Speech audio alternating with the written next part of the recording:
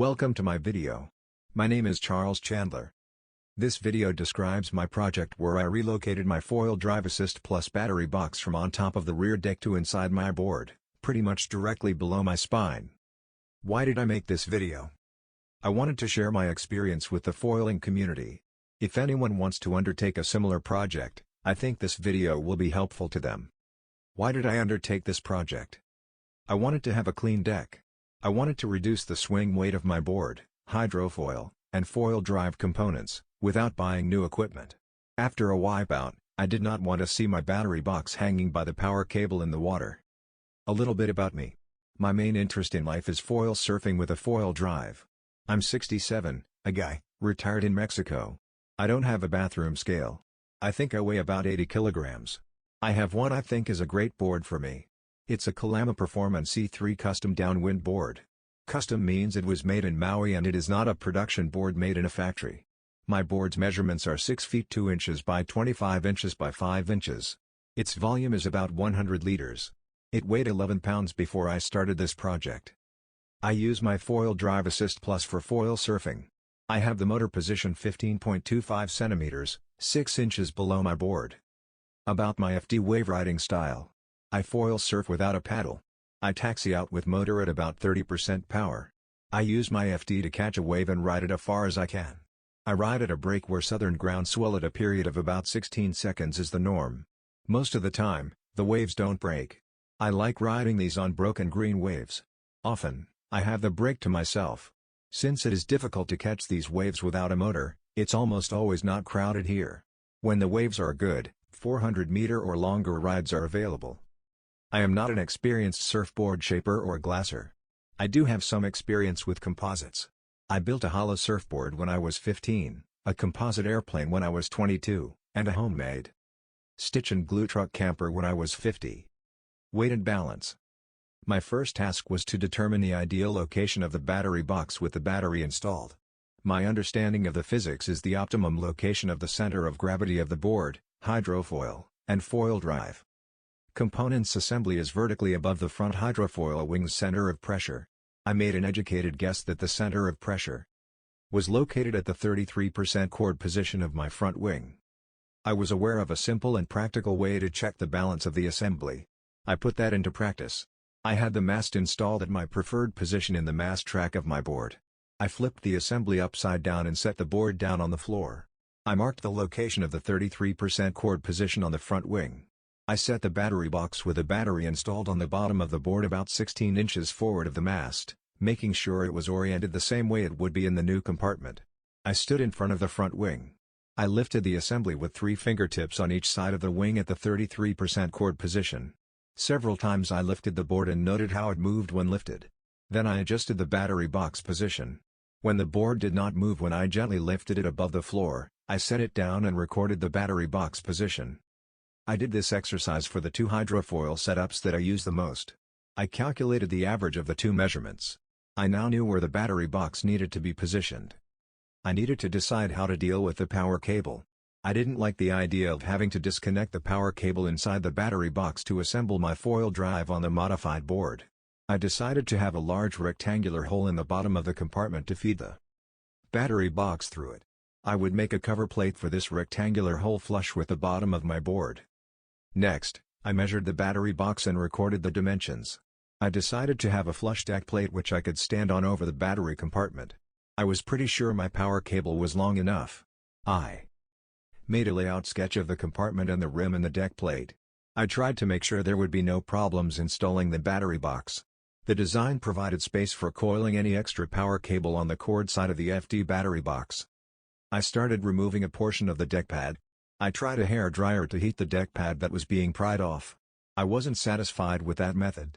It was going extremely slow. I predicted I would have a very bad case of tennis elbow. I came up with 2 ideas. I applied a soapy water mixture to the prying area, and I used a rubber mallet to power my putty knife. My productivity and efficiency improved greatly and the wear and tear on my hands and arms dropped nearly to 0. Quickly I finished this task. Soon I was marking out the opening on masking tape on the deck. I had no router. I marked lines on the deck in both directions. First I drilled starter holes with a taper drill. Then I drilled down with a 1/2-inch drill. I had a stop set to stop the bit when it was 3.75 inches deep. I drilled about 100 holes. Then I cut each of the lines with a saber saw. Soon I had 12.75 long by 7.75 wide by 3.75 inch deep cavity. Soon I made that 4 inches deep. Then I marked out the 7.5 inch by 4.37 inch hole which extended to the fiberglass bottom skin of the board. I excavated that carefully. I became aware that if I removed the puck from the foil drive motor stator, the stator would pass through a 2.5 inch diameter hole. I decided I would not have a big rectangular hole in the bottom for my board. I would just have a 2.5 inch diameter hole. At the same time I measured my power cord carefully. I carefully made a sketch of its path from the motor to its entry into the battery box. The cable needed to be 22.12 inches long. My cable measured 23.25 inches long. I had been incredibly lucky. I happened to have a new West Systems 105, 206, 1.2 quart, slow epoxy kit complete with epoxy pumps, and some microballoons. But I discovered I had almost no fiberglass at all. Hurricane Hilary was heading toward my home. I needed to make a very quick trip to La Paz to pick up some fiberglass fabric. I departed on Wednesday morning. I had very good luck. I made it home at noon on Friday. Hurricane Hilary stayed a ways NW of us on Saturday and Sunday. We had maximum gusts of about 60 miles per hour and we had little damage. A few days later, everything was settled down, and I was ready to return to work. I made cardboard patterns for cutting all the fiberglass needed. I had a 7.5 inch by 4.37 inch by 3/16 piece of plywood to stiffen and strengthen the bottom board skin at the bottom of the compartment. I bonded that securely to the skin using epoxy and microballoons. Later in the day I completed the glassing of the compartment. Next I glassed the deck plate and rim. I designed a fitting to seal the 2.5 inch diameter hole in my board. I glassed the outside fitting on waxed paper placed on the bottom of the board. I glassed the dome fitting which goes on the inside of the 3-part assembly. I trimmed and finished the outside and inside parts. I wasted time trying to build up the round center fitting by adding fiberglass to the disc that came out of my hole saw. I glassed a rectangle of plywood for the new center plug. On 1st of September I finished making the center plug. On 2nd of September I came up with a great way to position the deck plate rim to the top of the compartment with epoxy and microballoons. After the epoxy had partially cured, I glassed the rim solidly in place. I managed to get some epoxy on the lens cover of my phone case. On 3rd of September I was thinking much about heat management inside the compartment. I completed sanding of the entire compartment. I trial fitted the deck plate. On 5th of September, I had painted the compartment with a sealing coat of epoxy. On 7th of September, I was fastening pieces of deck pad back on the board. On 8th of September, the compartment was nearly complete. I had made a 0.62 inch diameter epoxy window in the deck cover. The window is directly above the display of the battery box. The mini cell foam padding was at least partly complete. Mini cell foam is a gray closed cell foam available from NSI. It is also available in 12-inch squares from Amazon in the US. Fortunately, I happen to have some in stock. On 9th of September I did the following. I removed the foil drive assist plus stator from the pod. Then I removed the puck from the stator. Here is the puck with the puck removed. The compartment with the 2.5 inch diameter hole in the bottom. A big picture shot of the rear bottom of the board. Feeding the stator through the compartment and through the 2.5 inch diameter hole. Securing the deck plate with 4 screws. The board is flipped over and ready for the mast installation. Installing the mast. The puck is fastened to the stator. The stator is fastened to the pod. A short trailing edge guide is installed. The mast is taped with the PVC pipe tape. One short cable guide was fastened to the board in front of the mast. The cable routing from the motor to the seal fitting is complete. 2 images of the deck pad on 10th of September. On 11th of September I installed the power cable seal fitting. The first 2 images show from left to right the cable exit plate, 2.5 diameter spacer, and the inside flange. 2 number 10-24 SSD screws, SSD washers, and nylon locking nuts fasten the 3 parts together. JB Weld Ultimate Gray Gasket Maker and Sealant. 2 video clips show the assembly of the power cable seal fitting. Assembly of the foil drive battery box, mini cell foam padding and deck cover.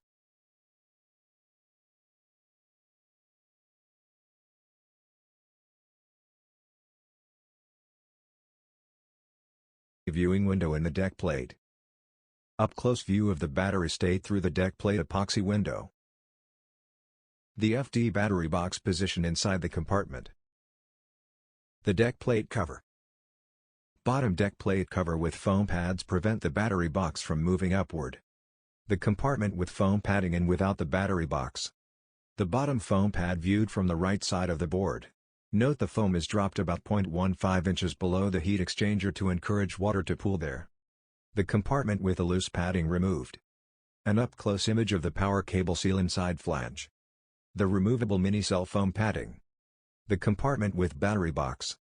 The deck pad and deck plate. The seal fitting before trimming excess sealant. The lower rear installation showing power cable routing. On 12th of September I had a very good first session with my modified board. Considering that I've been a workshop monkey and hadn't foil surfed in 35 days, I thought the new board differences helped me out a lot. I thought the general handling, turning performance and foil pumping had improved a lot. Was my reaction placebo or real? I think it was real. The cable seal fitting had a slow leak. I thought the deck plate was also leaking some water into the compartment. I thought the water level in the compartment probably mimicked the water level outside the board. Probably only a small amount of water leaked out of the compartment when I was riding a wave. I decided to reduce the air volume in the compartment by replacing airspace with mini-cell foam. This way the weight of water in the compartment would be limited. I would add a simple gasket to the deck plate. It would probably reduce leakage into top of the compartment. I thought the amount of water in the compartment was sufficient to make sure the battery box did not get too hot. On the morning of 13th of September, I added the gasket to the deck plate and made a lot of progress adding foam inside the compartment. In the afternoon of 13th of September, I had what I thought was my best foil surfing session ever. I was now feeling great. On the morning of 14th of September, I added some sealant around the cable at the top of the cable seal fitting assembly, and made further progress adding foam inside the compartment. On the morning of 15th of September, I made tools for storing the FD battery box upside down in the compartment. I had already made a battery box bridle using Velcro 1 wrap straps to securely hold the lid of the battery box open about 1 cm for ventilation. The bridle also prevents the battery box latches from flipping up. I made 2 retaining strips of 3/16 plywood. These are screwed to the deck plate rim. They secure the inverted battery box inside the compartment. I store my board upside down inside my casita. The video shows preparation for storing the battery box after the compartment is wiped dry. In a few days I had completed the addition of mini-cell foam to the compartment. The flow of water into or out of the compartment through the cable seal fitting was pretty slow. Perhaps about 4 ounces of water per minute. I was concerned there was too little water exchange and the box might heat up too much. It was after all inside a thick expanded polystyrene floating cooler. My riding style is about efficiency and long sessions. I use the foil drive at full power for a few seconds to catch a wave. Then I ride the wave. Then I taxi slowly back out with the power at around 30%. I came up with what I thought was a very simple solution to my concern about the battery box warming up. I decided to add a 0.62-inch diameter hole in the bottom plate of the compartment. Water would now quickly rise into the compartment when the board was in the water. When the board came up on foil, the water would quickly empty out. When the board sets down at the end of the ride, a new batch of relatively cool water would rise into the compartment. So, I wouldn't have much water wait very long when I caught a wave and came up on foil. I was confident there would be no problem with temperature rise in the compartment. Here the images and videos show what I did in the morning of 20th of September. This picture shows the bottom of my board below the sump. The brown rectangle is the plywood reinforcement at the bottom of the compartment. The bottom skin is nearly transparent. The pigment was painted onto the shaped TPS core before glassing. The power cable seal exit plate is shown on the right. The FD battery box retainers installed for upside-down board storage. The FD battery box with the Velcro 1 wrap storage bridle. The empty compartment. The top of the image is the right side of the board. I drilled a 0.15-inch diameter hole through into the compartment from the bottom. I drilled part way through with a 0.62-inch diameter hole saw. I completed drilling the 0.62-inch diameter hole from the compartment side. I painted the inside of the drain hole with 5-minute epoxy. The new 0.62-inch diameter hole in the bottom of the board. I wanted to add a collection cavity above the new drain hole and add radial channels to the 4 sides of the bottom foam pad so water would flow readily to the drain. I marked the location of the drain hole and the radial flow channels on the bottom of the bottom foam pad. I carved them out with a utility knife. I wanted to determine the leakage characteristic of the deck plate seal. I wished it leaks a little so no vacuum would build up while water was draining out of the board. I closed and latched the battery box lid. I placed the battery box upside down in the compartment and fastened the deck plate. I flipped the board upside down. I squirted about 0.5 liters of water into the compartment through the drain hole. Water was leaking nicely by the deck plate gasket. I taped the drain hole with pipe tape. I flipped the board to right side up. I did almost all of the activities required to make the battery box and compartment ready for use from storage. I forgot to include removing the storage retainers. It took me about 6 minutes to load and latch the battery box, place the battery box in the compartment, install all the loose foam pieces, and screw on the deck plate. I removed the deck plate. I got my small coffee mug out. I would use it to fill the airspace in the compartment. I placed the mug on a scale and pressed the tare button. I filled the mug with water. The water weighed 259 grams. I poured 6 mugs of water into the compartment, filling it to bottom of the deck plate. About 1,554 grams, 3.42 pounds, or 1.55 liters of water. This clip shows that most of the water had drained out after in about 12 seconds. I would catch a wave with about 3 pounds of extra water weight in the compartment. 12 seconds after lifting off, most all of the extra water weight will have drained into the sea. At the end of my ride, when my board returned to boat mode, a new batch of seawater would quickly occupy the air spaces of the compartment to sea level. I filmed a clip while I did all the activities to prepare the battery box and compartment for upside-down storage inside. It took me about 8 minutes to remove the deck plate. Remove all of the loose foam pads. Remove the battery box. Dry the outside of the battery box. Remove the battery. Rinse and dry the inside of the compartment. Install the storage bridle on the battery box. Place the upside-down battery box in the compartment. Install the battery box retainers. I am content with my modified board. I understand I could have done a much better job. I'll keep my modified board for sure and expect I'll use it without hesitation. Plus, I think I could sell it if I wanted to. It's a lot better than what I had before and there are no major problems with it. If you want to move your FD battery box inside your board, you can learn from my mistakes. A list of my mistakes. Mistake 1. I should have found an acceptable foil board to use while I was working on my board modification. I went 35 days without foil surfing. I definitely suffered from mild depression due to foil surfing withdrawal. My situational depression motivated me to be in too big of a hurry and made me more mistake-prone. Mistake 2. I should have taken forever making sure I had every detail of the design perfect before I started the modification. Mistake 3. I should not have started work on the compartment until I was certain that I had a very good design. This is part of mistake 2. I should have optimized the compartment design so that it kept the battery box cool. I should have made the compartment as small as possible. My compartment could have been much lighter. Perhaps I should have had a topless hatch with the top of the battery box flush with the deck. I think an open-top design with a cup of water in it would be good. Except if I stood on it by accident and broke the lid. A better cable routing would have been nice. Perhaps a channel for the cable with pipe tape over it. Perhaps I should have aligned the long axis of the battery box across the board from left to right. This would have reduced the swing weight of the system. Mistake 4. In the weight and balance exercise I should have allowed for the weight of the compartment and the weight of the foam and reinforcement removed from the board which would be removed from the board. If you decide to modify your board, I wish you good success. Cheers.